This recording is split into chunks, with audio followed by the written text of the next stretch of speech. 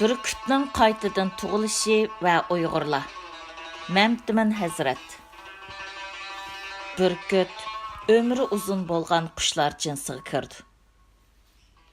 Бәзі бүркітлер 70 yaşqıcha yaşaydı. Türk, İngiliz, Fransız, German milletleri arasında бүрkітнің qayta tug'ilish to'g'riliq ta'sirlik bir hikoya bor. Бүркітлер 40 yaşqa kirganda tumshiqqa uzrab, ishchiga egilib qolg'achqa, ovni cho'qilash qobiliyatini yo'qotib qo'ydi. Tirnoqlari haddidan ziyoda uzrab ketgachga, ovni panjisida changallab tutolmaydi. Бүркіт 40 yaşqa kirganda qanotlarimi paqpiyib, buzilib ketadi. Uchqanda bir-biriga kirishib ketgan qanotlari takshi ichilmaydi.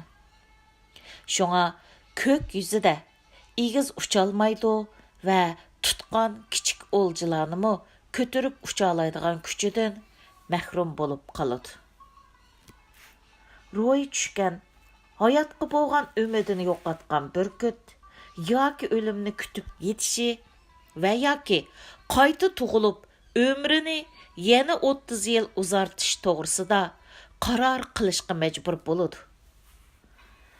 Qayta tug'ilish deyilgan muddat intayin mushaqqatlik va bakmi azobliq 150 kunlik chidog'isiz bir jarayonni o'z ichiga oladi.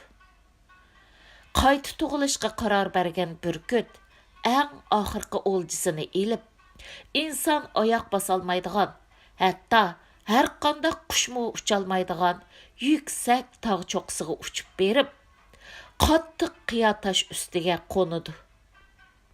Бүркіт oldi bilan uzrab kerak kelmas bo'lib qolgan tumshuqidan qutulish uchun tumshuqini qiya toshga urishga boshlaydi.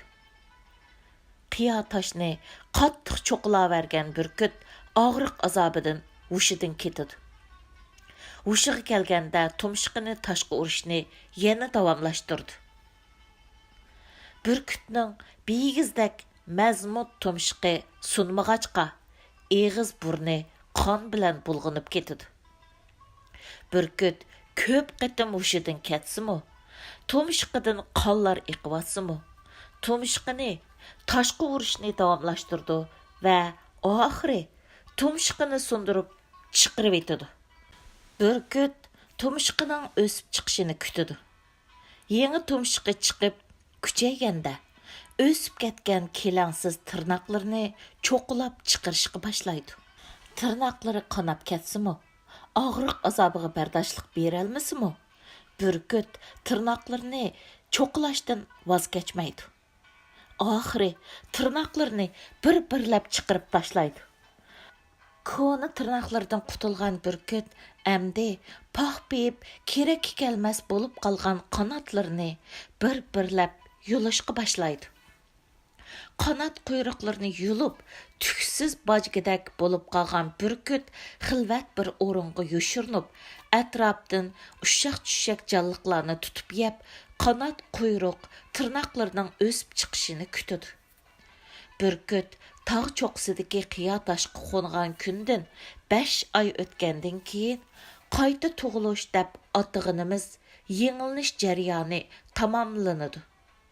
Qirollik kuchiga takror erishgan Бүркіт buningdan keyingi 30 yillik hayotini g'oliblik bilan yashash uchun takror ko'k yuziga ko'tariladi. Bugungi Uyg'ur millati 40 yoshda azobsiz o'lim bilan azobliq yangidan tug'ilishning birini tanlashga majbur qolgan Бүркітga o'xshaydi. Yangidan tug'ilish ana shundoq chidog'isiz, jismoniy va ruhiy azob sinoqlarga duch keladigan bir jarayondir.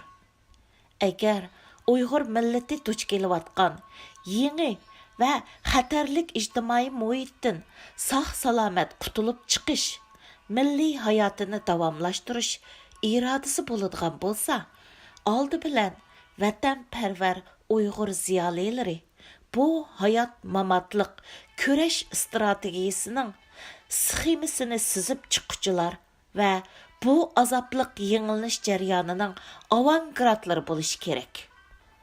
Har bir angliq Uyg'ur farzandi, shundaqla vatan sirtidagi har bir Uyg'ur tashkiloti o'zini yengilmay turib, yangi milliy buhronga qarshi ulug' millatimiz uchun qo'g'dinish qalqini hosil qilishimiz mumkin emas.